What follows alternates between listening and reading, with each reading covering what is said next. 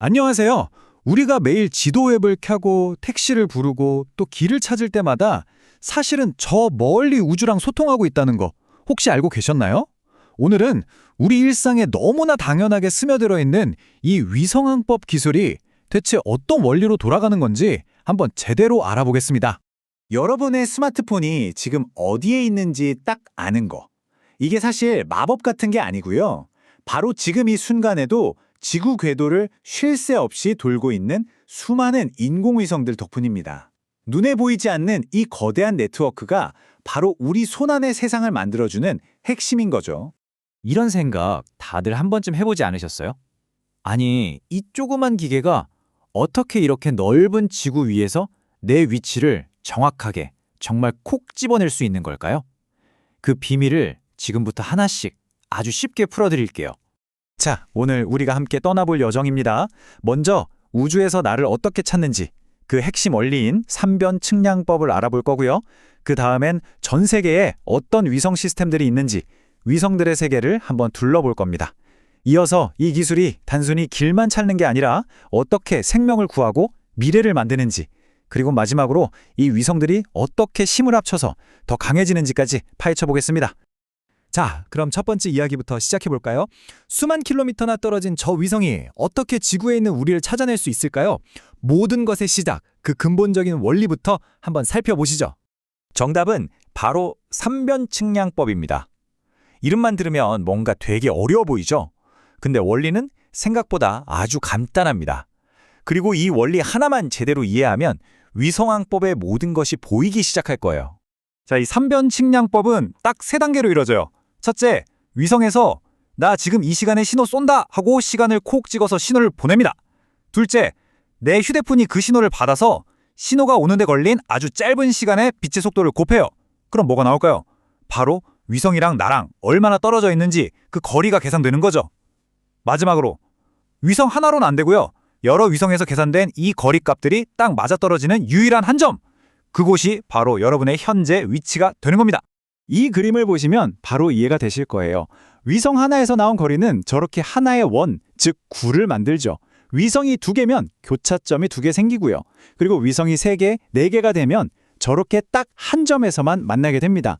바로 저 점을 찾아내는 것, 이게 위성항법의 핵심입니다. 간단하죠? 자, 근데 우리는 보통 이 모든 기술을 그냥 GPS라고 부르잖아요. 사실 GPS는 이 거대한 위성 세계의 아주 중요한 일부일 뿐 전부는 아니거든요. 이제부터는 우리가 몰랐던 더 넓은 위성들의 세계로 들어가 보겠습니다.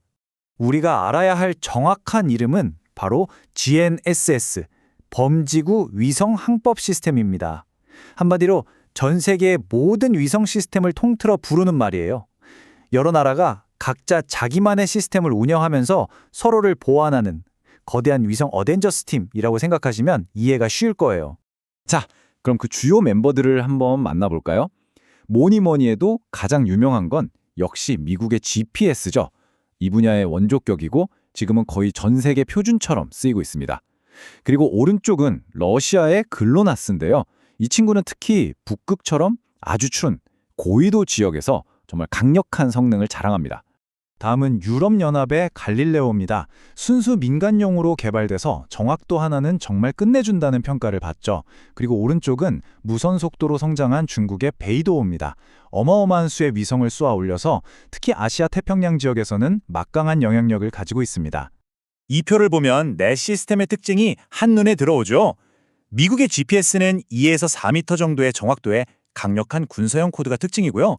러시아의 글로나스는 고위도 지역의 강자, 유럽의 갈릴레오는 정확도가 약 1m 수준이에요. 거기에 조난 신호에 응답까지 해주는 특별한 기능이 있죠.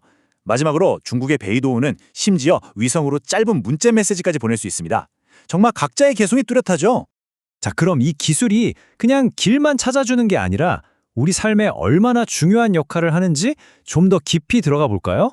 이 기술이 어떻게 사람의 목숨을 구하고 또 우리가 상상하는 미래를 현실로 만드는지 말이죠.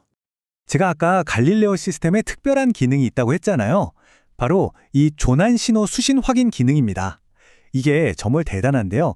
만약에 망망대해나 깊은 산속에서 조난 신호를 보내면 보통은 내 신호가 전달됐는지조차 알 수 없잖아요. 그런데 갈릴레오는 위치를 파악하는 걸 넘어서 조난자에게 네 신호 받았어, 구조대가 가고 있어 라는 응답 신호를 다시 보내줍니다. 절망적인 상황에 놓인 사람에게 이보다 더 큰 희망의 메시지는 없을 겁니다. 이제 정확도의 차원이 또 한 번 달라집니다. 지금까지 우리가 얘기했던 건 미터 단위였잖아요. 이제는 센티미터 단위의 정밀함에 대한 이야기입니다.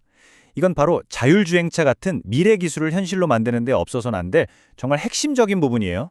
바로 이런 미래를 가능하게 하는 거죠.